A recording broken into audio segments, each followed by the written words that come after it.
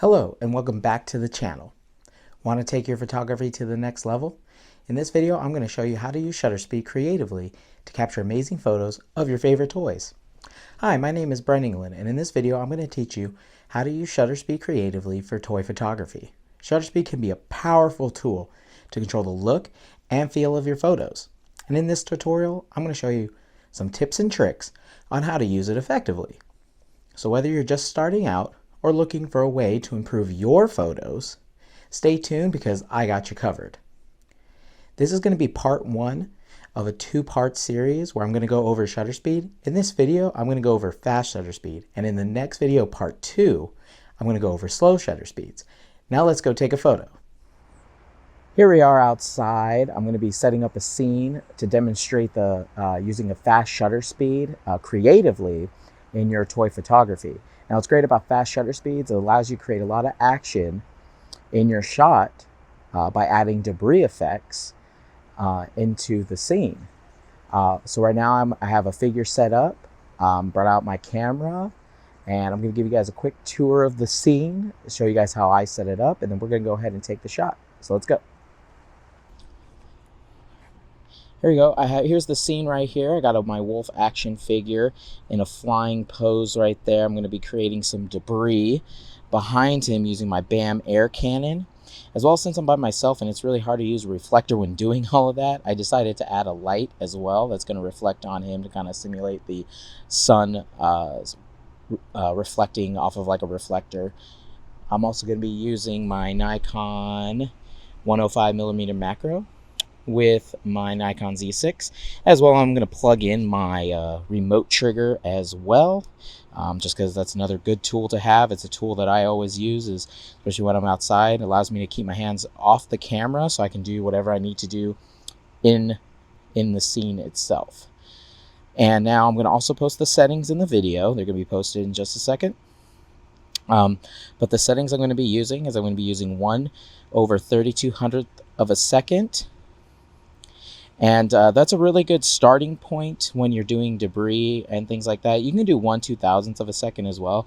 Just anything fast. That way you can make that debris nice and sharp, and it doesn't become soft and unfocused, and then it kind of looks kind of weird when you decide to go edit your photo.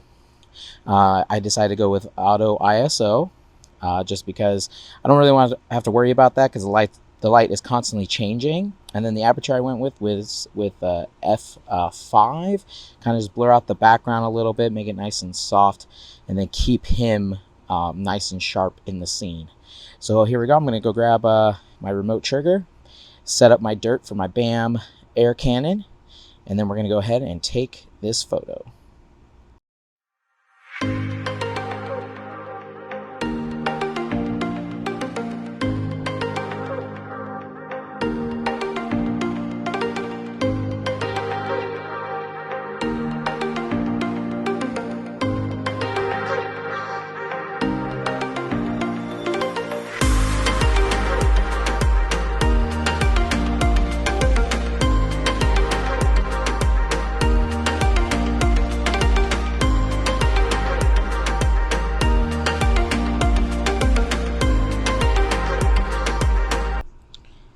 And there we go. There's the photo. This is going to be the raw file right here. I got some nice debris coming off the side right here. And that's all you really need to do when doing fast shutter speeds. Just kind of think of what type of debris or what type of effects you want to be doing. Fast shutter speeds also work great with water as well. You can also be using them if you wanted to throw the figure to simulate flying as well. I don't know how you would do that, but that would be actually really cool if anyone would do that, because that allows you to track the figure. But yeah, I'm going to go ahead and I'm going to show this this final image after I edit it in Lightroom and show you guys the final photo at the end of the video.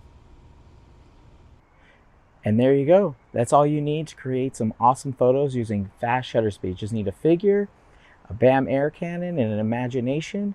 If you guys have any other methods any other techniques that you use for fast shutter speeds in your own toy photography, go ahead and leave a comment below.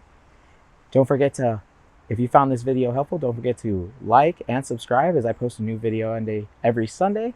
And in my next upload, I'm going to be showing you guys how to use slow shutter speeds to introduce motion in your toy photography. So tune in for that. Thanks for watching and supporting, and I'll see you guys in the next one.